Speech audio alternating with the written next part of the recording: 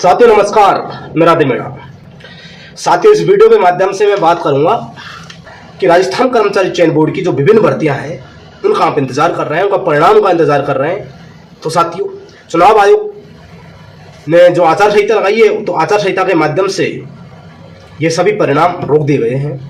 तो राजस्थान कर्मचारी चयन बोर्ड ने इन सभी भर्तियों का परिणाम जारी करवाने की परमिशन सरकार से मांगी है। सरकार का मतलब होता है चीफ सेक्रेटरी और डीओपी सेक्रेटरी।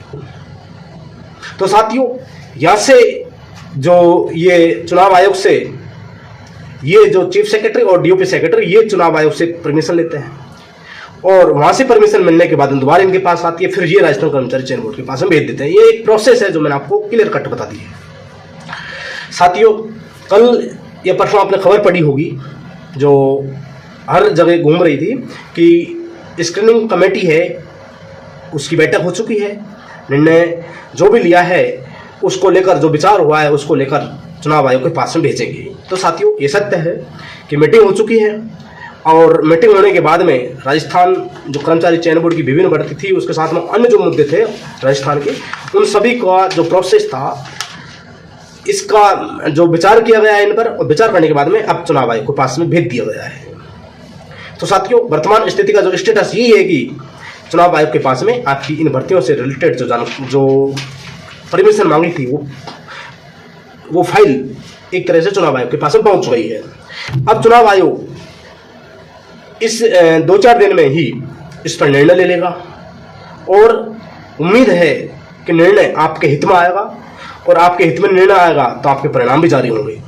तो साथियों, कौन कौन सी भर्ती थी, भर्तियों के मतलब किस भर्ती के क्या मुद्दे थे जो चुनाव आयोग के पास में, जो स्क्रीनिंग कमेटी में जो राजस्थान कर्मचारी चयन बोर्ड ने भेजे हैं, वो सभी मुद्दों पर हम बात कर लेते हैं कि चुनाव आयोग से राजस्थान कर्मचारी चयन बोर्ड ने क्या क्या परमिशन मांगी है। साथियों, आपको सबको पता है कौन कौन सी भर्ती हैं। मैं आपको एक बार पूरी डिटेल बता देता हूँ कि सूचना सहायक भर्ती का परिणाम है, जूनियर अकाउंटेंट भर्ती का परिणाम, एएनएम जेएनएम भर्ती का परिणाम, सीएचओ भर्ती का परिणाम और एग्रीकल्चर सुपरवाइजर भर्ती का परिणाम। इन सभी का 2 गुना अभ्यर्थियों को परिणाम जारी हुआ, ये भी आपको पता है। और साथियों, इनके साथ ही जो शिक्षा भर्ती का जो प्रोविजनल लिस्ट में जो अभ्यर्थी रहे हैं उनका परिणाम की परमिशन मांगी है। इसी के साथ में ही वनरक्षक, वनपाल, फायरमैन, कंप्यूटर अंधेशक और फिटे भर्ती के प्रोविजनल लिस्ट में जो अभ्यर्थी रहे उनका अंतिम परिणाम जारी करवाने की भी परमिशन मांगी है राजस्थान कर्मचारी चयन बोर्ड ने। अब साथियों, राजस्थान कर्मचारी चयन बोर्ड ने परमिशन मांगी है तो स्क्रीनिंग कमेटी में भी मीटिंग हो चुकी है। स्क्रीनिंग कमेटी में जो मीटिंग हुई उसको उन्होंने आगे फॉरवर्ड कर दिया होगा।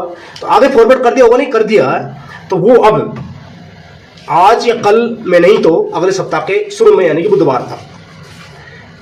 100% मेरे को अनुभव है उसका आधार पर मैं बताना चाहता हूं कि बुधवार तक आपकी इन भर्तियों पर परमिशन की मोहर लग जानी चाहिए।